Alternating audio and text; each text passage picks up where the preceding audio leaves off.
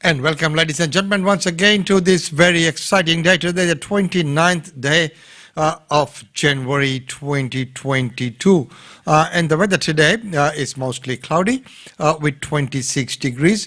We are better off than many other parts of the country today. As we know, there have been storms and flooding and everything. So, our hearts go out to them and our thoughts are with them. So how is your weekend starting up?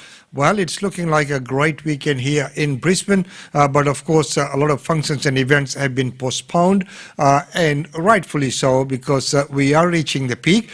So let's get over this peak. So over the week, we had lots of functions and events taking place right here in Brisbane. So today we're going to be looking at some of these events and see how they unfolded. First of all, we'll go to the Indian Consulate and join in with the flag-raising ceremony on the occasion of India's Republic Day, and joining in with Mrs. Arsana Singh ji. Good morning and a very warm welcome as we celebrate India's Republic Day and also commemorate Australia Day. I pay my respects to the traditional custodians of the land on which we meet and also acknowledge the elders past, present and emerging. Professor Singh, community leaders, elders, friends. On 26 January 1950, India was declared a secular, sovereign, democratic republic, wedded to the ideals of equality, liberty, freedom, democracy, and the rule of law. In this special year of Azadi Ka Amrit Mahotsav, 75 golden years of Indian independence, we honor India's freedom struggle and celebrate our collective achievements, our collective growth, our contribution to the world, as well as our collective vision for the future. When India became free, many predicted that the democratic experiment would be a dismal failure. Who, after all, thinks of universal franchise when the literacy rate at the end of British rule was a mere 17%, when more than 60% of the country was below the poverty line, and when more than 20 languages were spoken in the country? India has proved them all wrong. Taking sustenance from the republican and democratic ideals that go as far back as the 6th century before Christ, and from a very pervasive liberal philosophical tradition, Indian democracy has thrived, has evolved, and is an inspiration to many democratic nations of the world today. India's constitution confers fundamental rights and liberties to each and every citizen and offers platforms and avenues to address the concerns and issues of its 1.3 billion population in a peaceful way, within a legal and administrative framework. Today, we remember with gratitude the many freedom fighters. Their selfless sacrifices has made independence possible. We reaffirm our commitment to the ideals of our freedom fighters, to freedom and equality, and above all, to the methodology of peace that crystallized under the leadership of the great Mahatma Gandhi. He took on the might of the British Empire, armed with only his moral conviction that each one of us deserved to be free and treated with respect. The pandemic has ravaged the world for the last couple of years, and the aftershocks will be felt by humanity for a very long time. We mourn the loss of life and pay tribute to all the frontline workers and our warriors who kept up the fight against the epidemic. Many even died while on this mission. With determination and resolve, the vaccination rates in India have been impressive. More than 1 billion have received at least one dose, and almost 50% have had both doses. The country seems to be gingerly returning to normal. India has also demonstrated yet again good neighbourly concern for countries such as Bhutan, Maldives, Sri Lanka, Myanmar, Bangladesh, to name a few, and also extended a helping hand to countries further afield, such as South Africa, Brazil, and Morocco, thereby demonstrating their age-old belief in Vasudhaiva Kutumbakam, the world is one family. The World Health Organization chief, Dr. Tedros, has heaped praise on India for this great contribution. Today, when humanity is facing crises that defy borders and that threaten our very existence, the ideals and values that celebrate our human family must be guarded and promoted throughout the world. It is very befitting, friends, that India has won a non-permanent seat at the United Nations Security Council with 184 of the 192 validly polled votes for the term 2021-22.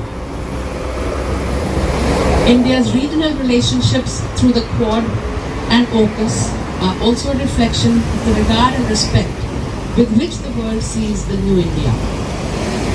India's economy looks hopeful, with the Asian Development Bank predicting a 9.7% growth for the 2021-22 period, mainly on account of improved performances in the farm, mining and manufacturing sectors.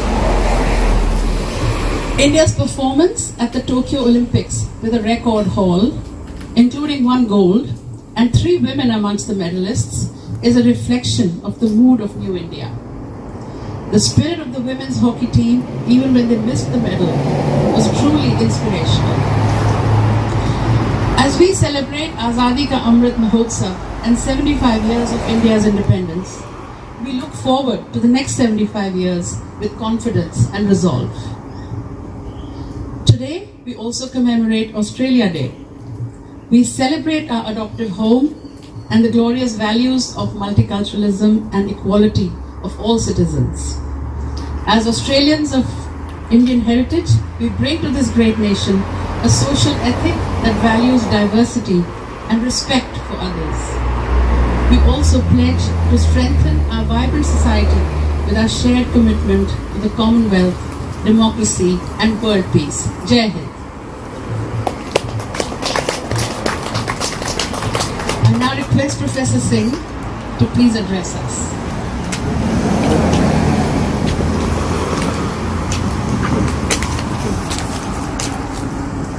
And Professor Sarvadhanam Singh Ji is now joining, taking the podium. Of course, as we know, we always look forward to his speeches, eloquent speaker.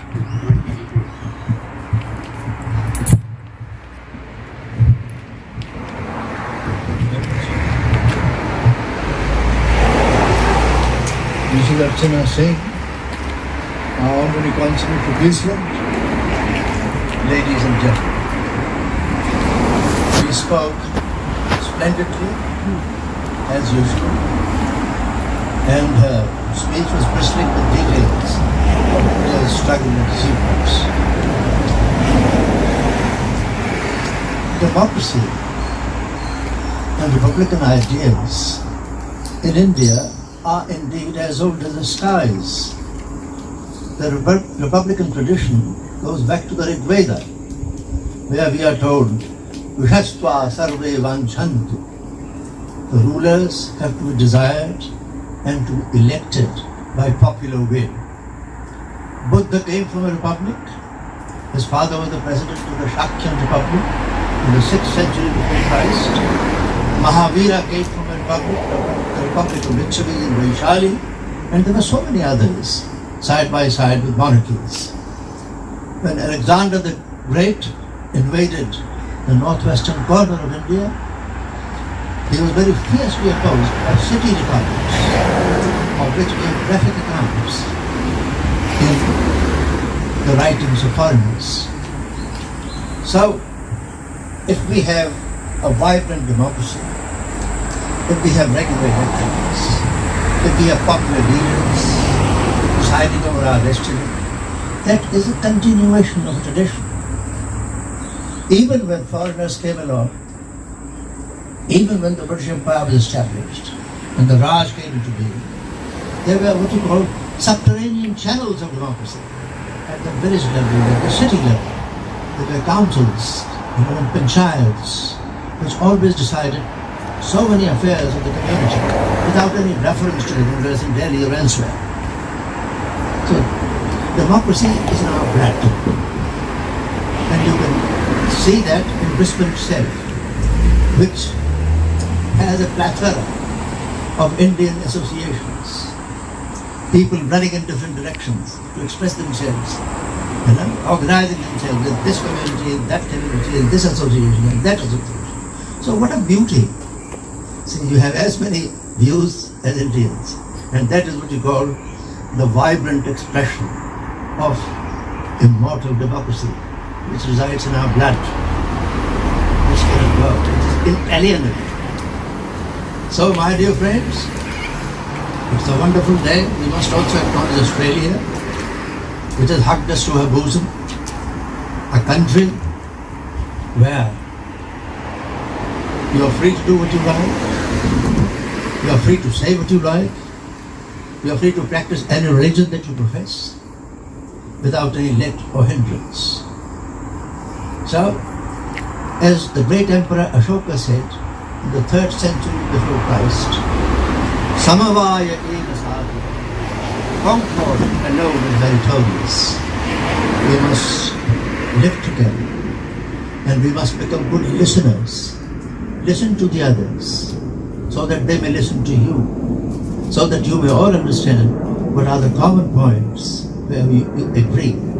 So, emphasize the agreements rather than the disagreements, and so contribute this common concord. So, my dear friends, wonderful day. Don't even have to brave the sun. Thank you very much indeed.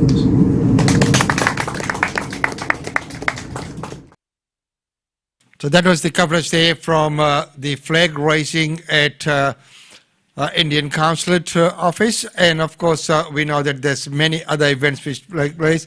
Next up we will go and join in with the book launch by Utkat Naikarji, and of course the book was launched by none other than very respected Vijendra Kumarji. Let's join in just before he's about to inaugurate the or launch the book, which focused on adequate shelter for all and managing urbanization and improving land and housing policies.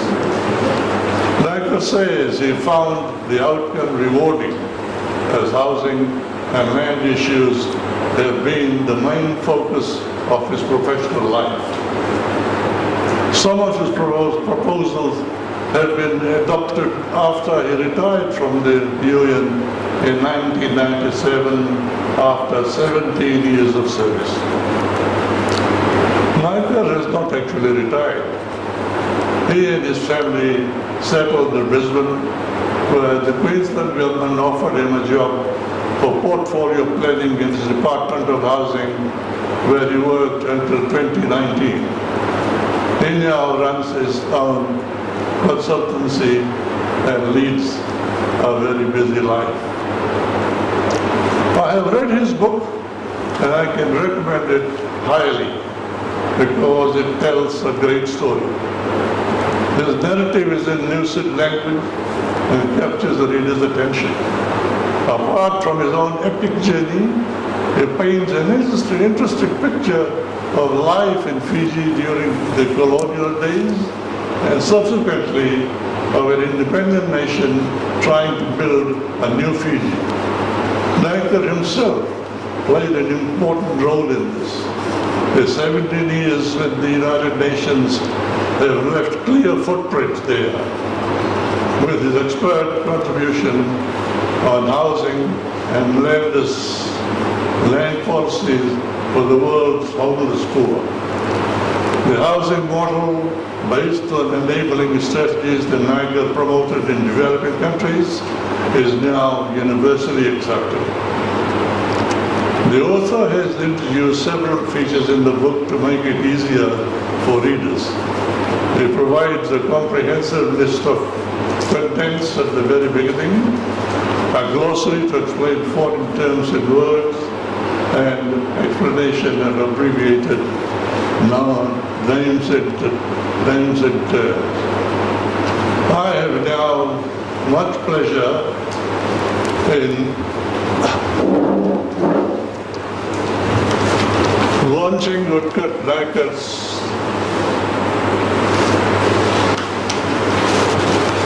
book,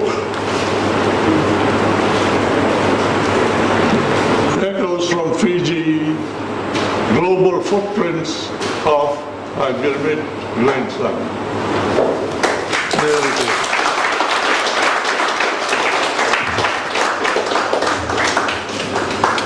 Thank you, Mr. Kumar. Ladies and gentlemen, now you see that we are so fortunate to be in the company of at least two giants of our community and who have attained a lot in their lifetimes. Now I think there is a cake in the shape of a book which will be cut. This is the book, ladies and gentlemen.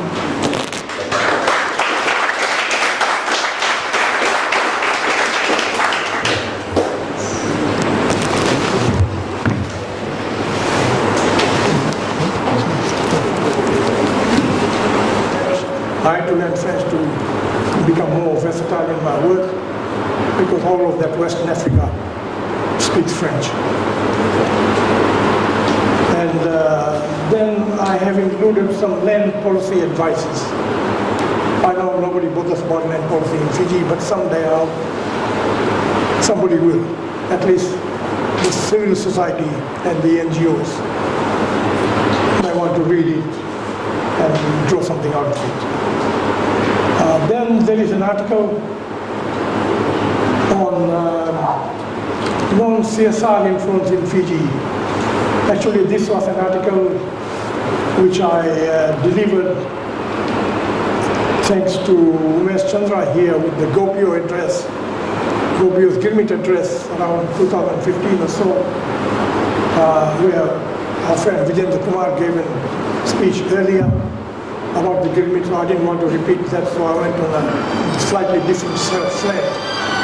In that, apart from CSR, there are very many other influences, and these include not only Prince Philip and all these retailers that came, but also Emperor Gold Mines, Theodore, the town of Theodore in North Queensland.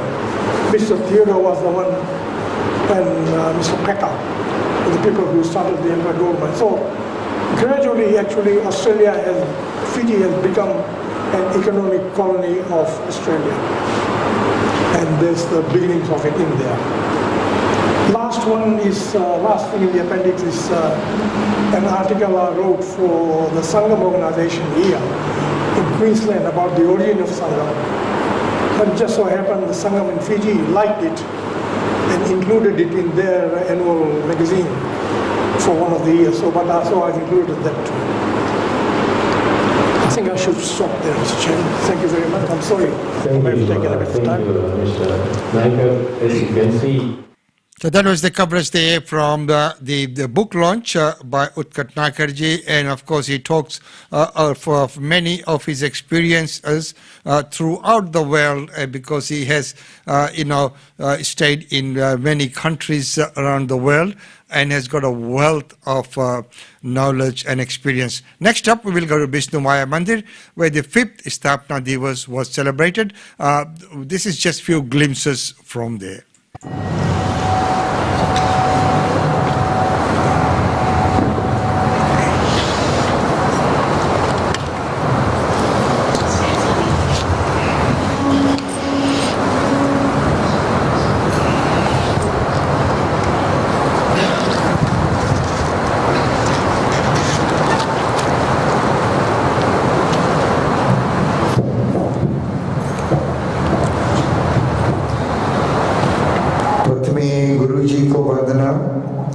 दूसरे आदि गणेश तीसरे श्रीदे शारदे मेरी कार्य करो हमेश।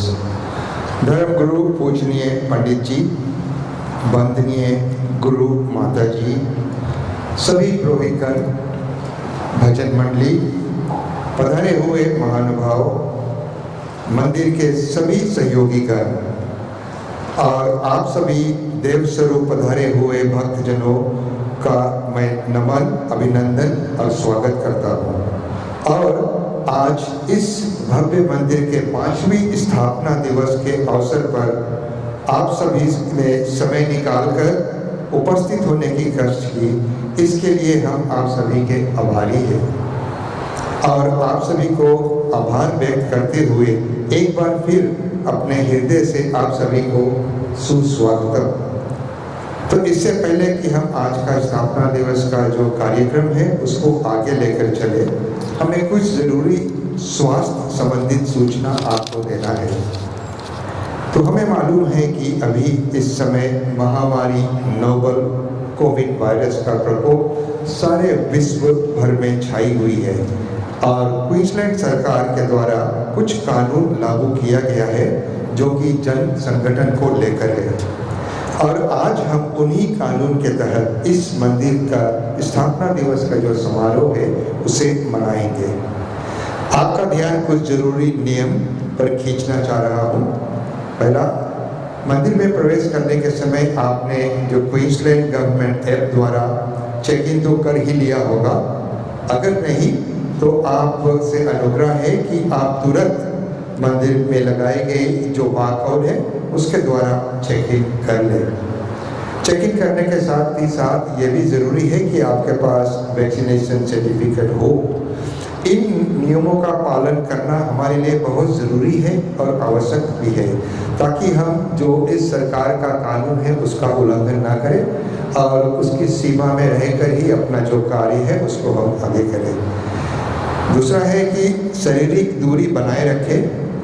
आज आप देख रहे होंगे कि मंदिर में जो कुर्सियों का व्यवस्था कैसा किया गया है, इस व्यवस्था को ऐसा ही रहने दिए, व्यवस्था को व्यर्थ ना करिए।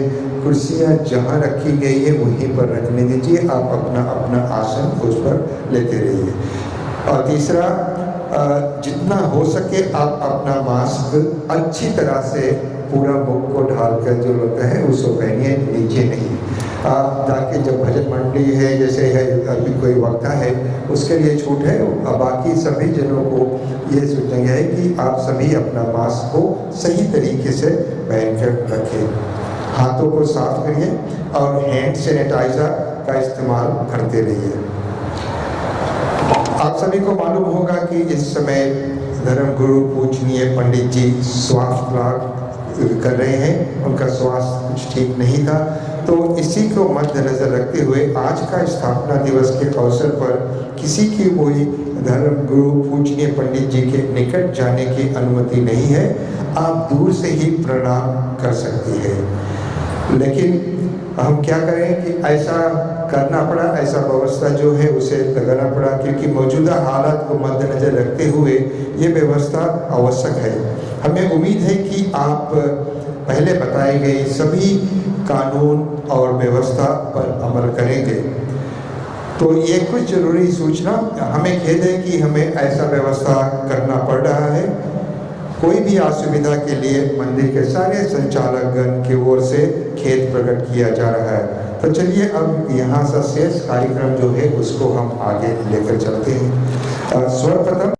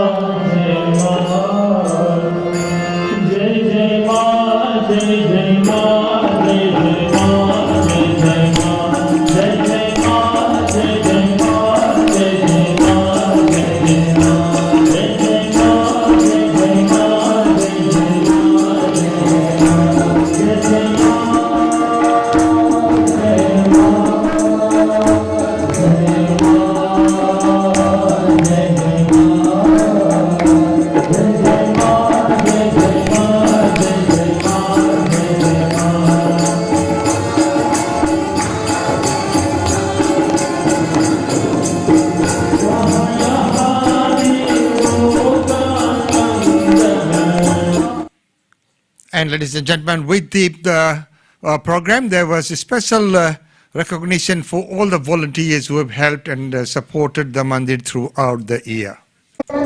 और उसके परिवार की तरफ से हम सब जोरदार तालियों से इन सब परिवार को धन्यवाद और यही आशा करें कि परमात्मा की असीम कृपा इन सब परिवार पर बनी रहे। शनील का नाम, शनील का, शनील और देविका, शनील और Devika.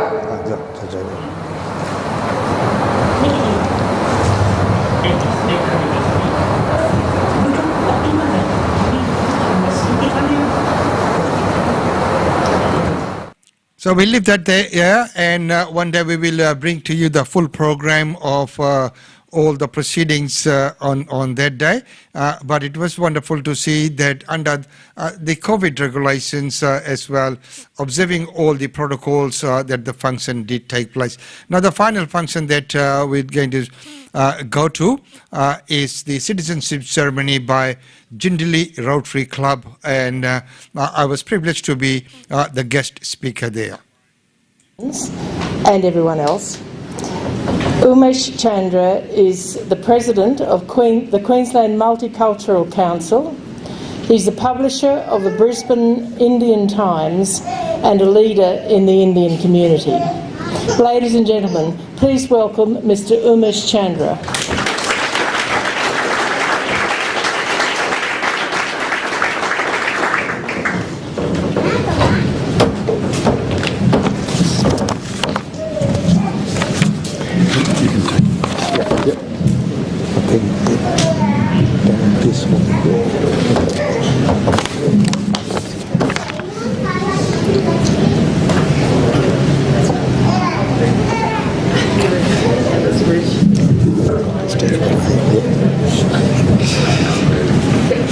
Well, good morning, ladies and gentlemen, and all the fresh new Aussies. Wonderful to be here. Well, may I first begin by acknowledging the traditional owners of the land on which we meet today and pay my respect to elders past, present and emerging. The land always will be Aboriginal land, both Jagra and Turrbal. So, the president of Rotary Club of Jindali, Terry White, not the pharmacy one. And a little secret about him, he's an honorary Indian as well. He was conferred that at the Indian Senior Citizen one, so not giving away his age. Secretary Peter Vale, Scott Taylor, other members, and may I also make a special mention to Gary Page. Thank you so much for what you do, Gary, and getting us here. And most important, the new citizens who are here, because this is your day, and also Councillor Sarah Haddon. Thank you so much for hosting today and supporting the Rotary Club doing what we do. And federal member for Oxley and a very great friend of mine, Milton Dick MP, once again, wonderful to be here in your company. And of course, Jess Blue, state member for Mount Omni, always at so many functions together, and always good to see your support. And Margaret, you're doing a wonderful job there as the MC. So, ladies and gentlemen, I'd like to share a little bit of a story about myself. So, Australia is such a beautiful, multicultural country, and we have all come from different parts of the world, but we call this home. And everyone has got a different story to say. So, I'd like to start my remarks by acknowledging that. So Australia, modern Australia combines this ancient and compelling history with the stories of migrants that make up our multicultural society today, including my story. I'm proud to be an Australian citizen, and both proud and humble that you have chosen to become an Australian citizen today. And what a wonderful day to take up the citizenship on Australia Day itself. So you won't have to always remember what day did I get my citizenship. So it was on Australia Day. It's a good day to remember that. Australia is the world's most successful multicultural nation because we, the community, we all work at it to make sure that everyone is valued and that everyone belongs. In Brisbane, we see this every day with people from all over the world living and working together, sharing perspectives, culture, food, and experiences, enriching us all. Today I would like to share my thoughts on what it means to be an Australian and how we can make this country even better. As I said earlier, I'm proud to be an Australian. 1987 was the year when we arrived in Australia. A distant land, unknown land, as we had never even visited Australia. We had been to some other countries, we had never been to Australia. The country welcomed us with open arms. I landed in Australia on a Sunday, vividly remember that. Did 3 job interviews on Monday. All 3 accepted my application, so I had to choose one. Sorted out the accommodation on Tuesday and started work on Wednesday and have not stopped since. The above was possible because my sister was here. She had lined up the interviews for me. Otherwise, just coming there, how would you get those interviews? And we spent one night with her. And we are always being independent, so we spent all but one night with her. And the next day, we went out looking for our own. So with limited funds that we were allowed to bring out of the country at that time. So after paying the bond, the 2 weeks rent, and all the things that we didn't know about, we didn't have much funds left with us. So we survived on very little and slept on the floor until I got my first wages. So that's our humble beginning. I was offered a higher position with another country, with another company, which I took. And in the weekends and the spare times, I also delivered pizza all around Sydney. So this was all in Sydney. So during our first Christmas break in Australia, we drove down from Sydney to Brisbane in a battered old Datsun 180, which somehow made it to Brisbane. My dear friend Dharmen Chandra was here, so we stayed with him and he convinced me to stay here. So in Sydney we tried to buy a piece of land, but none of the banks wanted to know us. And if you know what the interest rate was at that time, your years would pay compared to what it is today. So even with my 2 jobs, and Usa had 1 job, none of the banks wanted to know us. So our desire to own a property was great. So we said to my friend that if we can afford to buy a house here in Brisbane, we'd probably stay. So we went to many banks, and there was a Royal Bank situated in Creek Street. I don't know how many of you probably remember that, the way back. So I needed to get a loan. So, I went to this bank. Royal Bank calculated what sort of income I needed to have to get a loan. So we went looking for some jobs. I was offered a job, and the factory manager was so busy there. I said to him that, yeah, I can take up this job, but the condition is if I can afford to get a loan to buy a house here, then I can take on this job. He was so busy. And he said, hey, can you use a typewriter? I said, yes. This is pre-computer days. So I said, yes, I can. So he handed me over a few letterheads, and they said, that's the typewriter. Go type up your job letter, I'll sign it for you. So we did. I did that. We took it to the bank, and they said, all right, based upon this is what you can borrow. So we went, long story short, we bought our first house in Lyndhurst Road in Boondall for all of $62,000. And we thought that time it was, it cost too much. It's very expensive, but we managed to scrape up and get a loan to buy a house worth $62,000 in Lyndhurst Road, Boondall. And that house is still giving us money till today. We've renovated, sold, managed, because my wife runs a real estate office. John, my for radio station 19, we were named the Brisbane City Council Citizen of the NTU. Please know that this means the world to me, and it matters to all of us. Once again, congratulations. I hope this special day is very special to each and every one of you. And once again, congratulations and welcome to each and every one of you. Thank you very much.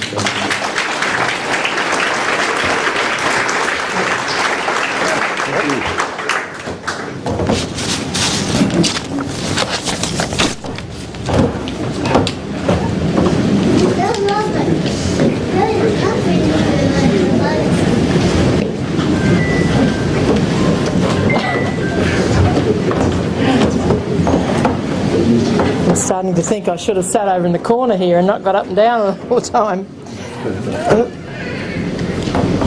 That's off. Yep.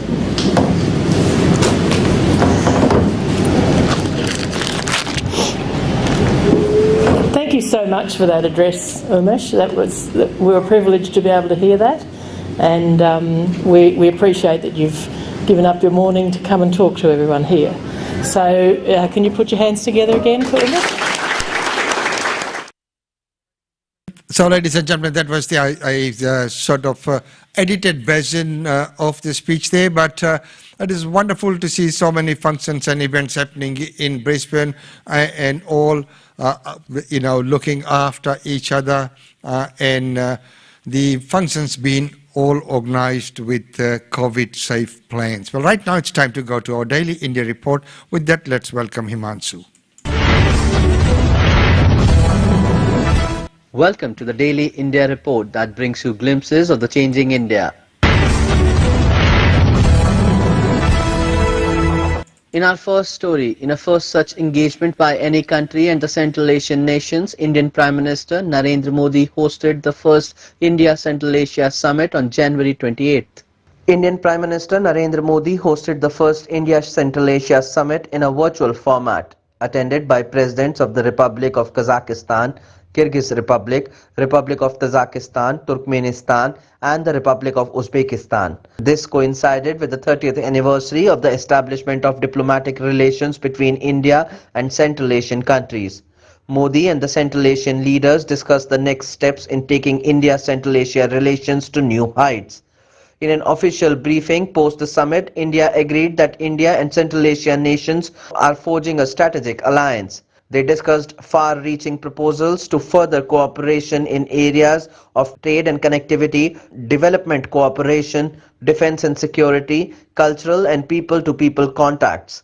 These included a roundtable on energy and connectivity, joint working groups at senior official level on Afghanistan and use of Chabar port, showcasing of Buddhist exhibitions in Central Asian countries and commissioning of an India-Central Asia Dictionary of Common Words, joint counter-terrorism exercises, visit of 100-member youth delegation annually from Central Asian countries to India, besides special courses for Central Asian diplomats. Prime Minister Modi also discussed the evolving situation in Afghanistan with the Central Asian leaders. The leaders reiterated their strong support for a peaceful, secure and stable Afghanistan with a truly representative and inclusive government. Modi conveyed India's continued commitment to providing humanitarian assistance to the Afghan people. A comprehensive joint declaration was adopted by the leaders enumerating their common vision for an enduring and comprehensive India-Central Asia partnership. And ma'am, finally, a query from Munish Gupta from PIO TV, who emphasizes the importance, strategic importance of Central Asian region for India, and would like to know what concrete agreements and or action plans point to India as a vital strategic partner for these countries. As he has rightly pointed out, India-Central Asia relations are extremely important, as I highlighted during my opening remarks. This year we are marking the 30th anniversary of our diplomatic relations. A lot has been achieved in the 3 decades, and we look forward to strengthening our partnership in future. And today's discussion centered around looking at a very ambitious agenda in this direction. This is why the institutionalization of the summit mechanism, the first of its kind between Central Asia and any country, is so important. A number of initiatives, plans, agreements in various sectors have been proposed and discussed. Our major focus is on trade and connectivity, development cooperation, including capacity building, security and defense, and most importantly in culture and people-to-people contacts. Indian External Affairs Minister Dr. S. Jaishankar and his French counterpart held a virtual discussion focused on the EU-India partnership in the Indo-Pacific during the French presidency of the bloc. Indian External Affairs Minister S. Jaishankar on January 27th participated in a virtual conversation with his French counterpart Jean-Yves Le Drian. They focused on the EU-India partnership in the Indo-Pacific during the French presidency of the bloc. Indian Foreign Minister said India wants greater urgency and faster movement in negotiations with the European Union for trade and investment pacts. Though there are challenges such as the demands of the 27-member bloc and non-trade issues.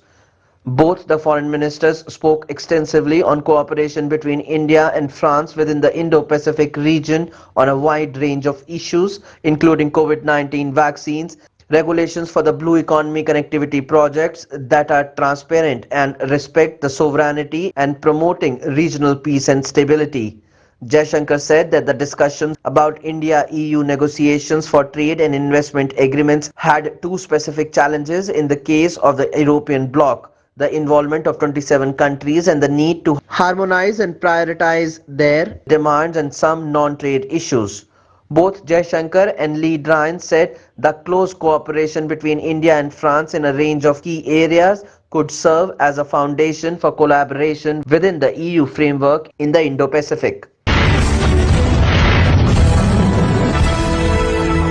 The Drugs Controller General of India, India's pharmaceutical regulator, granted conditional market authorization for Covishield and Covaxin, the two COVID-19 vaccines widely used in the country. The Drugs Controller General of India on January 27 granted conditional market approval for Covishield and Covaxin.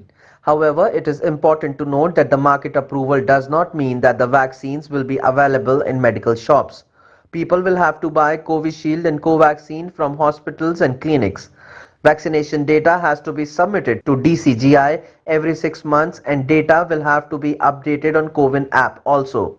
The DCGI approval was granted under the new Drugs and Clinical Trials Rules 2019. The DCGI's approval came after the Subject Expert Committee on COVID-19 of the Central Drugs Standard Control Organization on January 19th recommended granting regular market approval to the Serum Institute of India's Covishield and Bharat Biotech's Covaxin for use in an adult population subject to certain conditions. After the two COVID-19 vaccines got regular market approval from the Drugs Controller General of India, the Union Government is now planning to cap the price of Covishield and Covaxin at Rs 275 per dose. While there is an emphasis on keeping the prices reasonable, the government may allow a service charge of 150 rupees.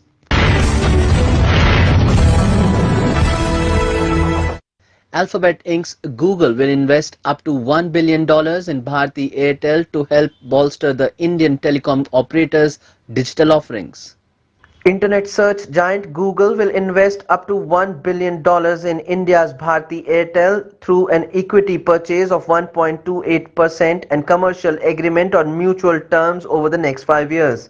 Google will invest the amount as part of its Google for India Digitization Fund in the country's second largest telecom services provider, making it the only company to have invested in both Reliance Jio and Bharti Airtel. The investment includes $700 million equity investment in Bharti Airtel at a price of Rs 734 per share and $300 million towards implementing commercial agreements, which will include investments in scaling Airtel's offerings that cover a range of devices to consumers via innovative affordability programs as well as other offerings amid at accelerating access and digital inclusion across India's digital ecosystem.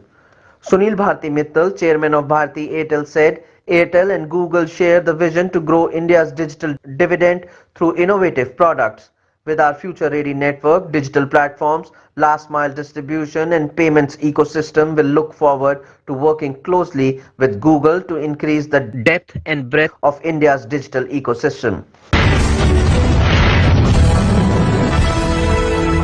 The United States continues to talk to India about the risk of sanctions due to India's acquisition of the S-400 missile system from Russia.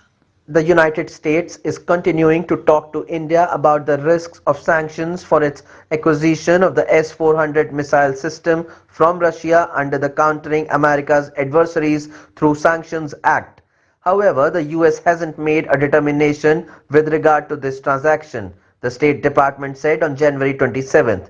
US spokesperson Ned Price, when asked whether given US's renewed tensions with Russia, India's purchase of the missile system will affect the India-US bilateral relationships, said, "In many ways, this doesn't change the concerns that we have with the S-400 system.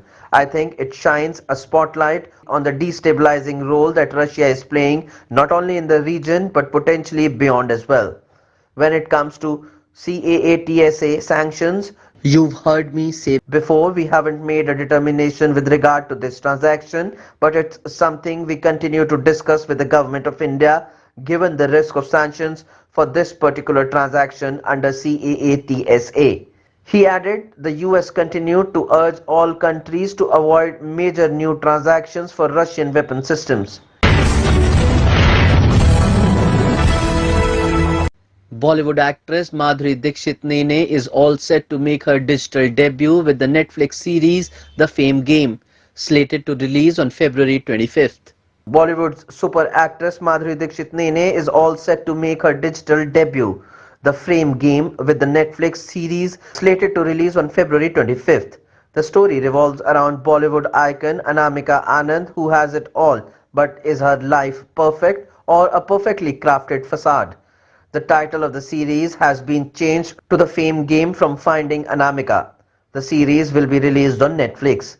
The actress shared the first look on Instagram with the caption, "Ajnabi si hai uski duniya, अनकही सी है उसकी कहानी, पर अब वो आ रही है अपनी कहानी लेकर दुनिया के सामने." The Fame Game brings together Shri Rao as the showrunner and writer, Bijoy Nambiar and Krishnamma Kohli as directors. Produced by Dharmatic Entertainment, it is all set to take us on a roller coaster ride through the highs and lows of the actress's life, revealing hidden truths and painful lies. The family drama also stars Sanjay Kapoor, Manav Kaul, Lakshveer Saran, Suhasini Mule, Muskan Jafri. That's all for this bulletin of Daily India Report.